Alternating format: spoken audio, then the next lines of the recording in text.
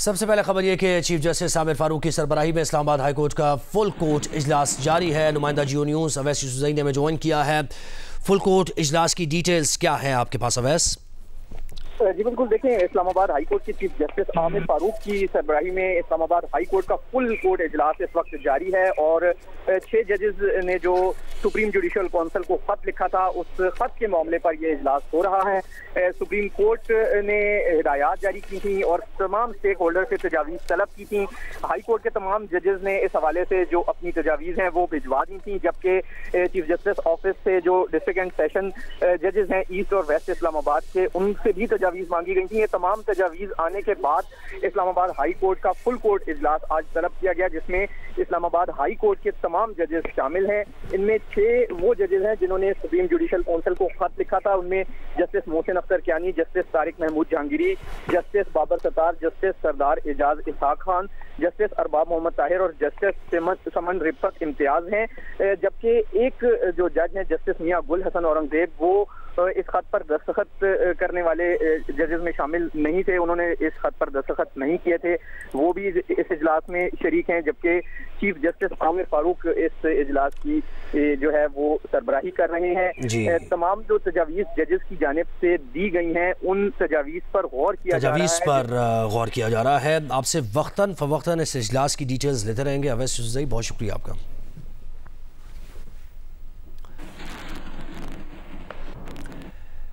ایران کے صدر Ebrahim Raisi کا کہنا ہے کہ اسرائیل سے جنگ میں فلسطینی کامیاب ہوں گے۔ غزہ سے متعلق اصولی موقف پر پاکستان کو سراہتے ہیں۔ پاکستان آ کر اجنبیت کا بالکل احساس نہیں ہوا۔ پاکستان اور ایران کے دل ہمیشہ ایک ساتھ جڑے رہیں گے۔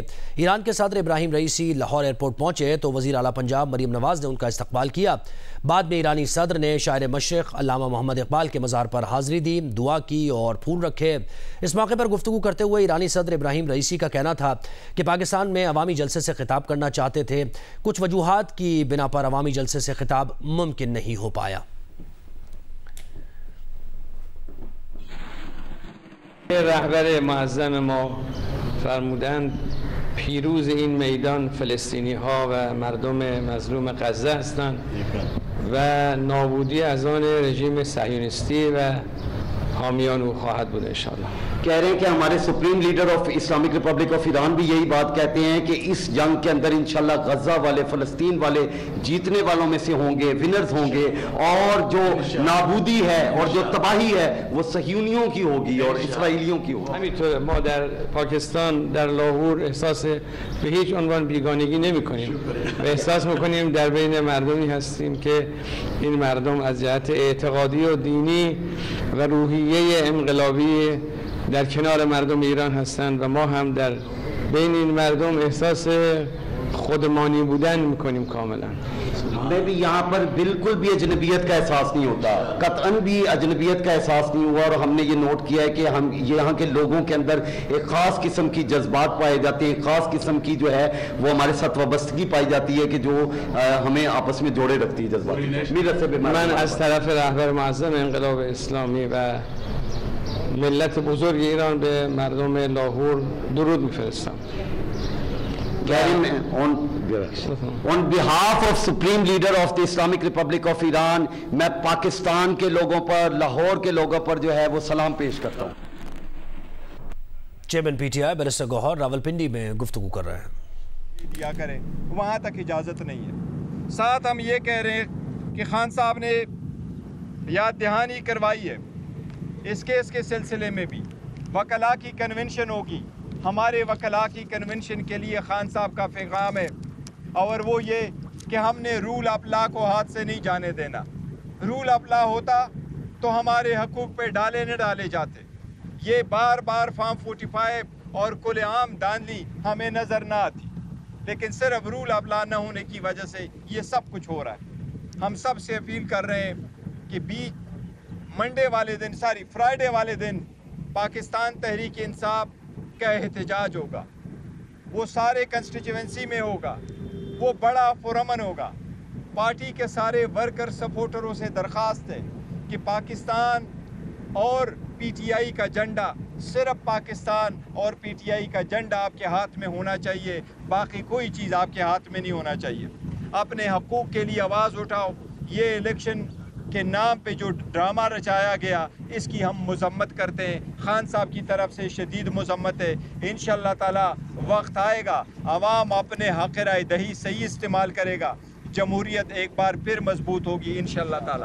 یہ بتائیے گا کہ ایک چیز سامنے آ رہی ہے کہ جتنے بھی ایک سابقہ آفیسرز ہیں اور باقی دو سیاستدان ہیں ان کی جانب سے مطالبہ کا کردار ادا کیا جا رہا ہے بانی پاکستان کے انصاف سے, تو اس حوالے سے آپ کیا کلیریفائی کریں؟ دیکھو, خان صاحب نے یہ کوشچن خان صاحب سے کیا گیا کہ شاید کچھ سیاستدان ہیں اور کوئی اداروں کے کچھ لوگ ہیں جو کردار ادا کرنا چاہ رہے ہیں. خان صاحب نے مکمل اس کی نفی کی ہے کہ نہ ہمارے پاس کوئی پیغام آیا ہے, نہ خان صاحب کے پاس کوئی پیغام گیا ہے, نہ انہوں نے کہا میرے پاس کوئی پیغام آیا ہے as a chairman P T آئی, نہ میرے پاس کوئی پیغام آیا, نہیں ہمارے پارٹی کے اور لیڈرشپ کے پاس آیا ہے. تو کوئی ایسی ہماری مذاکرات نہ ہونے جا رہی ہے, نہ کوئی مذاکرات ہوئی ہے. میں پہلے بھی کہہ چکا ہوں, اگر مذاکرات کا کوئی پیغام آیا اور کوئی کرنے جا رہے تھے ہم آپ کو اطلاع دیں گے, وہ انشاءاللہ تعالی ہم کھلے عام کریں گے.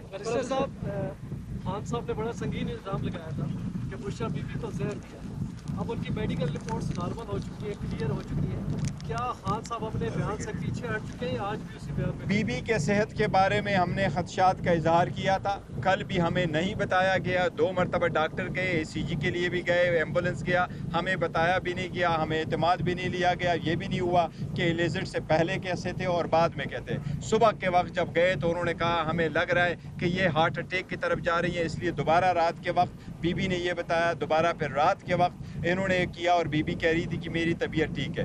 جہاں تک زہر کا تعلق ہے وہ ٹیسٹ ہو چکے ہیں, ابھی تک کوئی رزلٹ نہیں آیا, تاکہ ہمیں کو تو انڈوسکوپی کا ابھی تک رزلٹ نہیں آیا. صاحب یہ بتائیں کہ بایوپسی کے بھی 2018 میں جب R T S system down ہوا تھا اس وقت آپ نے چپ کر کے حکومت دے رہی تھی, داندھی پر کوئی پریس کانفرنس نہیں کی تھی اور نہ ہی کسی کے خلاف آپ نے دھرنا دیا. دیکھیں, جہاں تک آر ٹی ایس کا تعلق ہے, نہ ای ایم ایس سسٹم بیٹھنا چاہیے, نہ آر ٹی ایس سسٹم بیٹھنا چاہیے, نہ دھاندلی ہونے چاہیے, نہ پروونشل اور نیشنل اور نہ لوکل گورنمنٹ الیکشن میں کسی صورت دھاندلی ہونے چاہیے.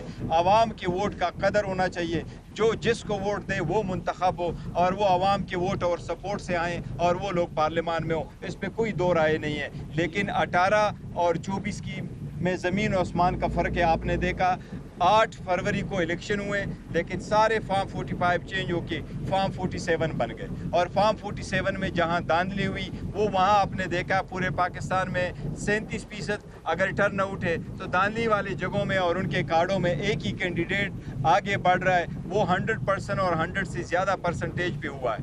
کل جو پرسوں جو الیکشن ہوئے 21 تاریخ کو, وہ ہم نے دیکھا ہمارے سامنے پڑے ہوئے ہیں, بلکہ مجھے الیکشن سٹاف کہہ رہا ہے کہ یہ میرے ساتھ 120 ووٹ پول ہوئے ہیں, یہ 3 باکسز بھرے پڑے ہیں. سر یہ رات کو میں کاؤنٹ کروں گا قانونی طور پر کہ نہیں؟ ہم نے ان کو کہا جن نے آپ سے بھروائے ہیں وہ آپ سے کاؤنٹ بھی کروائیں گے. تو یہ تو الیکشن نہیں تھا, یہ تو کھلے عام تھا.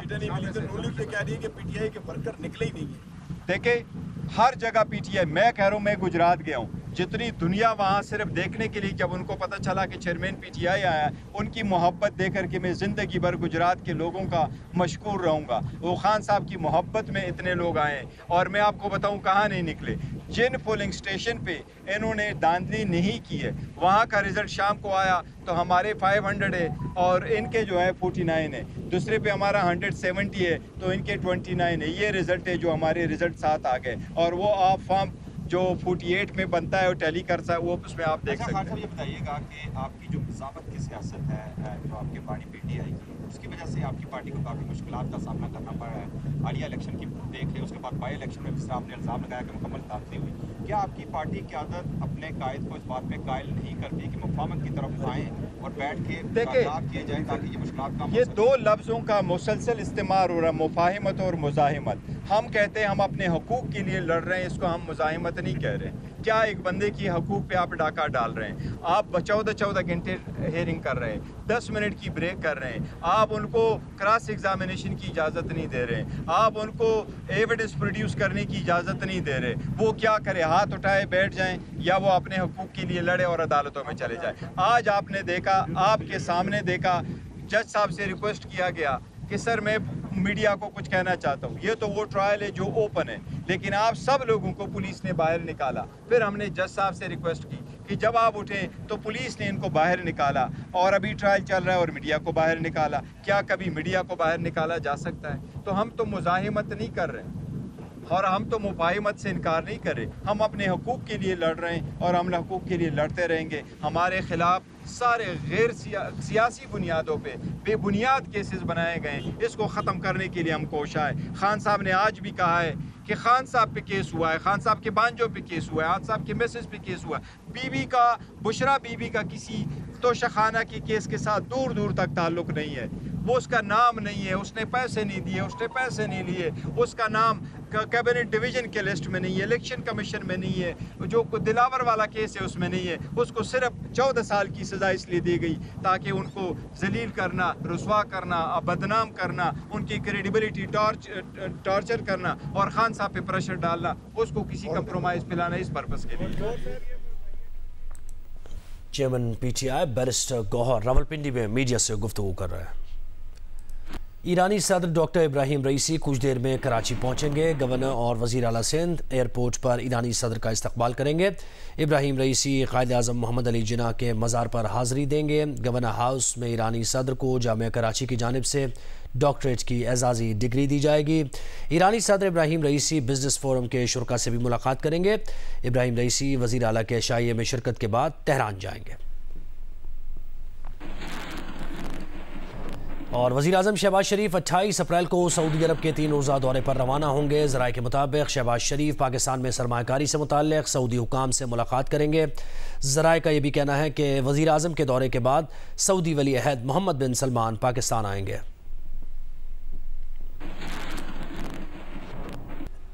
بھارت میں کانگریس کے رہنما راہل گاندھی نے میڈیا کو شدید تنقید کا نشانہ بنایا ہے. کہا بھارت کا میڈیا عوام کے مسائل اجاگر کرنے کے بجائے مودی کے گن گاتا ہے.